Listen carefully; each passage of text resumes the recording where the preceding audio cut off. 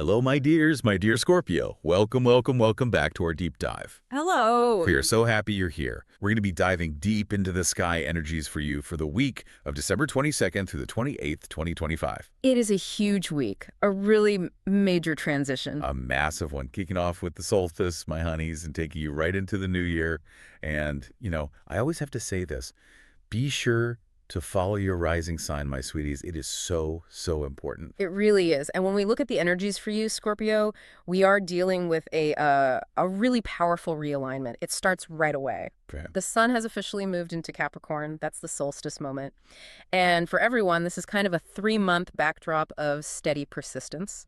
But for you, my dear Scorpio and ascendant Scorpio, this concentration of power, it lands squarely in your 3rd house. Okay, the 3rd house. So that's our day-to-day, right? Yeah. Like talking, thinking, little trips around town. Exactly. So this isn't some, far-off, slow-moving thing. This is front and center. It's an immediate activation of your communication, your local life. So that's where all the action is. That is where the magics happen. I mean, we already have Mars, your traditional ruler, in Capricorn. So that gives you the drive, the rigor. The sun joins Mars, and then, get this, on December 24th, Venus, the planet of grace and charm, she joins the party too. Whoa, okay, so that's a collective. Let's unpack that. Mars, Sun, and Venus all crammed into the 3rd house. It's a lot. Yeah. Mars is assertion, Sun is like vitality, and Venus is magnetism. How on earth does a Scorpio keep that mix from just becoming, a huge argument during stressful holiday talks? Well, that's the thing. That's where Capricorn becomes your best friend. Capricorn is structured. It's goal-oriented. This cluster isn't reckless, It's focus power. Okay. The Mars gives you the drive to, start those tough conversations, but Venus arrives just in time to soften the edge with charm and diplomacy. So you sound passionate, but also really confident. You're persuasive. That's the word. So the big takeaway is, it's about the quality of your words, not just talking a lot. Yeah. It's about sharing ideas with conviction, passion, that extra pizzazz. Yes. A most sparkling way to launch into the new year.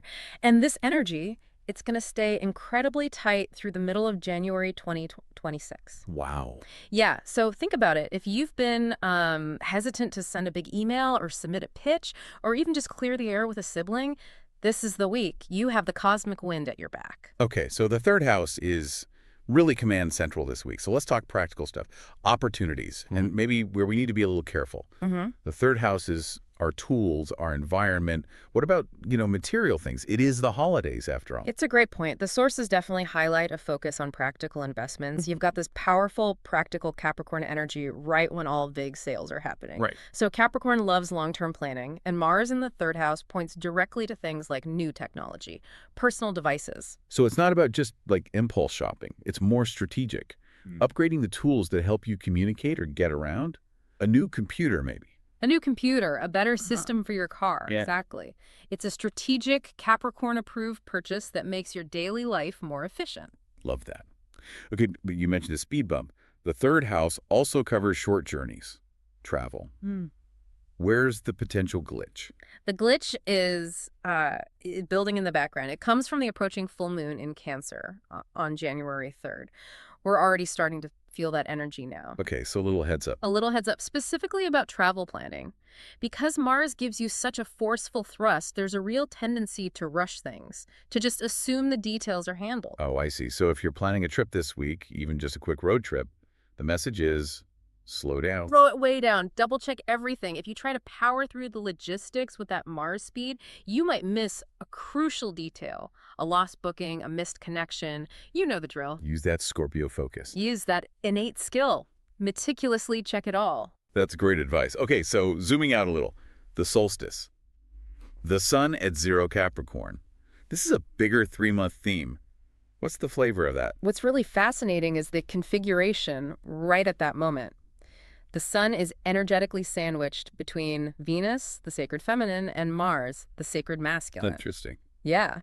So while your 3rd house is buzzing with all this communication, the bigger theme for the next 3 months is it's this slow push toward rebalancing those principles. So even with all that assertive Capricorn energy, there's a demand for harmony underneath it all. Harmonious assertion. That's the mandate. You can negotiate fiercely, but you have to do it fairly, diplomatically. Harmonious assertion. I think we could all use a bit of that. We really could. Okay, let's go deeper. Let's get into the juicy, long-term work happening in the background. The Jupiter square Chiron aspect. It was exact just before this week, but that energy is absolutely still lingering, right? Oh, it's lingering and it's demanding attention. It's a powerful moment for some really deep foundational healing. We're dealing with two huge forces. Right. You've got Chiron, the wounded healer, showing us where we feel vulnerable. And then there's Jupiter, the great expander, who is all about hope, wisdom, and protection.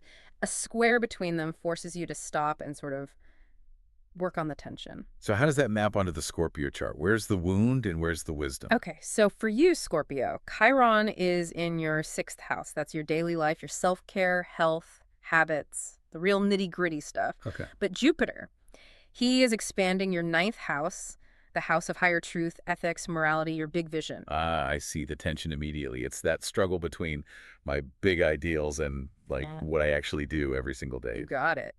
The square demands that you take the best possible care of yourself, that's the 6th house work, by actively aligning those daily habits with your highest philosophical truth in the 9th house. So for example, if I believe in integrity, but I'm constantly overscheduling myself to the point of burnout, this is that conflict. That is the perfect real-world example. Your moral compass from Jupiter is what helps you navigate those vulnerable 6th house moments, like feeling stressed or tired. So the healing isn't passive.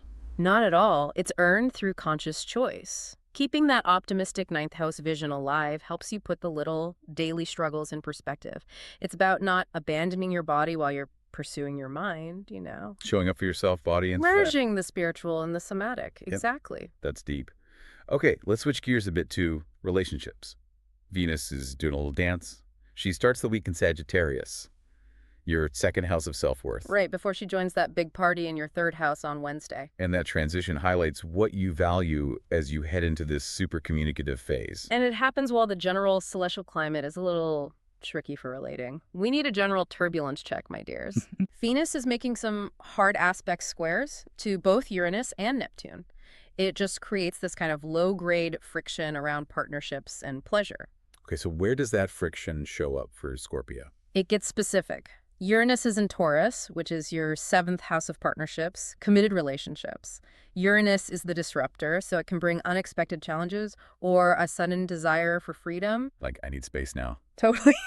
And then you've got the Neptune fog. Oh, Neptune. He's in Pisces, your 5th house of romance and pleasure.